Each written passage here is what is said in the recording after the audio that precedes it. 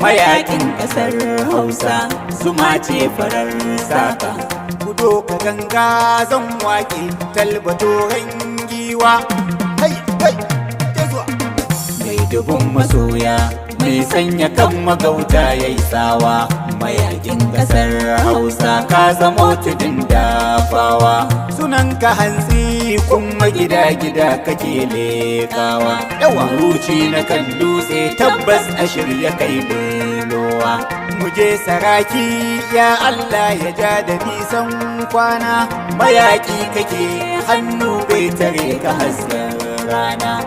A duniya ma Ko ta ina ka zagaya ka yi suna, ka shafa kaina kundin waƙa kan rike hannuna. dan amanar sarki Gashi ka kai gwanki dole kanwar naki, hassada ce taki sannu babban sadauki, gwanin bukata ka mataki. wane rago sa rigar saki.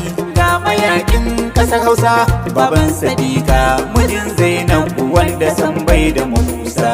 Tafi kanka tsaye muje yaro da gobe ba sai lasa. Abubakar dan Abba Galadiman ƙasar Turai, Wambai a Landan kai ne jirgi ka wuce yar tsere. ta bana ɗan iya gagara ba dau iya wuya ka jure. Gwagwarmaya ka saba Kowa ya ja da kai zai tsere, maza na gumbar dutse mai ja da kai zai sarse, gulbi gashi ya base. ruwa bai zama a cikin kwando dan abba mai tarishi. Tarin mukamai da yawa ilahu ayya bashi. Yanzu shine talban dan iya gwani an bashi. Kuma shine wamban London ko ina an sai shi. Galadiman Hausawan Turai an kace kun gaishi. Baban Aisha Saddiqa mu duka mu gaishe shi. Mijin Hajiya Zainabu za na zo dan na gaishe ki. Hajiya Zainabu ya Allah ya ƙara jan kwananki. Uwar marayu Zainabu kin zamo rufi gatan daki. Ko ban faɗa ba maliya kun sani ko wane tafki.